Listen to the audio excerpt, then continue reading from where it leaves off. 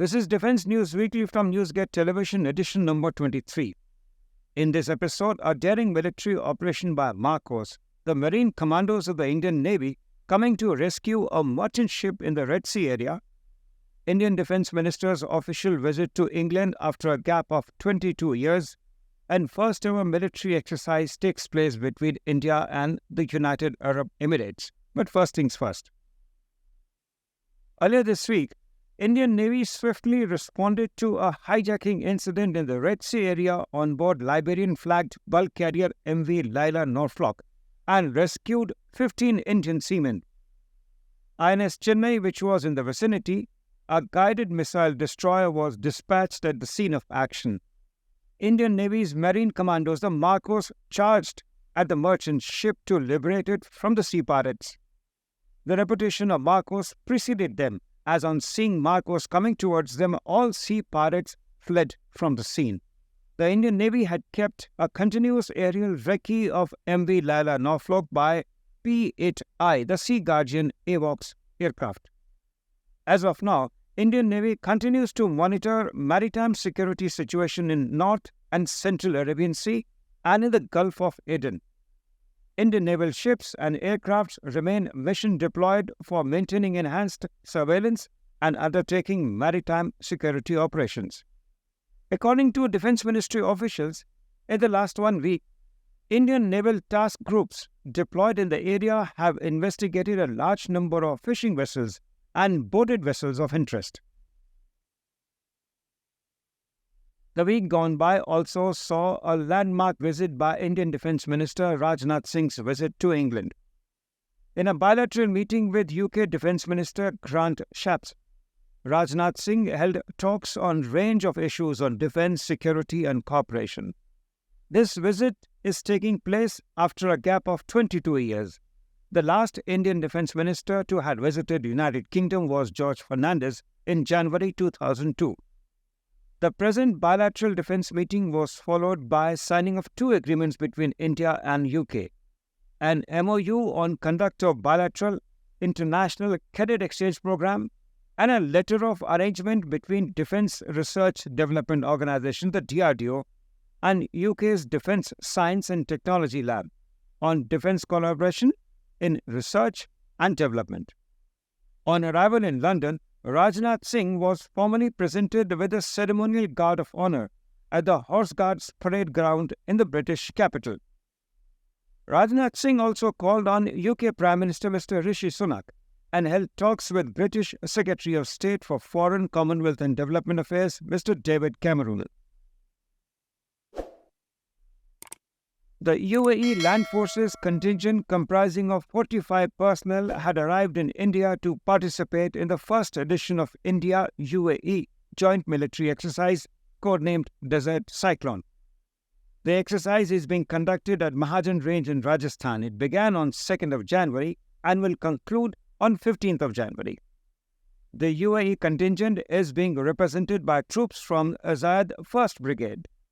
The Indian Army contingent comprising of 45 personnel is being represented mainly by a battalion from the Mechanized Infantry Regiment. The aim of exercise is to enhance interoperability in Exercise Desert Cyclone signifies further establishment of bonds of friendship and trust between India and UAE. This exercise aims to achieve shared security objectives and foster bilateral relations between 2 friendly nations. Earlier this week, Ministry of Defence inked 2 contracts on procurement of 697 bogie open military wagons at the cost of 473 crores with Messrs. Jupiter Wagons Limited, and procurement of 56 mechanical minefield marking equipment, the MMME Mark II, at the cost of 329 crores with Messrs. BEML Limited under Buy India category. These wagons and minefield equipment will be produced with equipment sourced from indigenous manufacturer.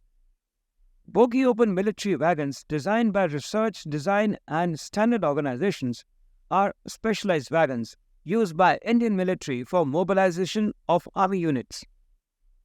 The BOM wagons are used to transport light vehicles, artillery guns, BMPs, and engineering equipment from their peacetime locations to operational areas. This critical rolling stock will ensure speedy and simultaneous induction of units and equipment into operational areas during any conflict situations, besides facilitating their peacetime movement for military exercise and movement of units from one station to another. Marking of all minefields is a mandatory requirement under the International Protocol and amended Protocol 2nd on Convention in certain conventional weapons, to which India is a signatory.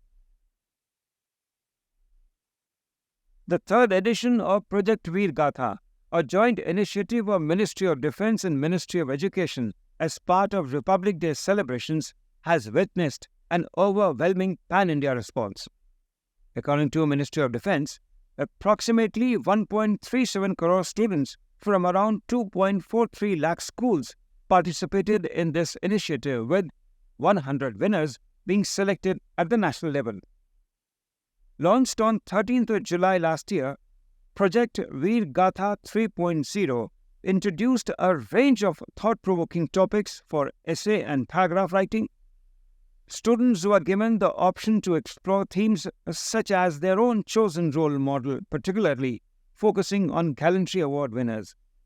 Furthermore, students were encouraged to take a deep dive into the life stories of any freedom fighter that inspired them, such as Rani Lakshmibai.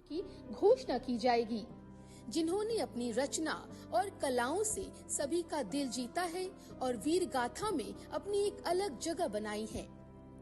चलिए आपको वीर गाथा 3.0 संस्करण के उस सफर पर लेकर चलते हैं। 2 महीने के अंदर 36 राज्यों और यूटी के बच्चों ने बड़े ही उमंग उत्साह के साथ इसमें भाग लिया और इसे सफलता के शिखर पर पहुंचाया।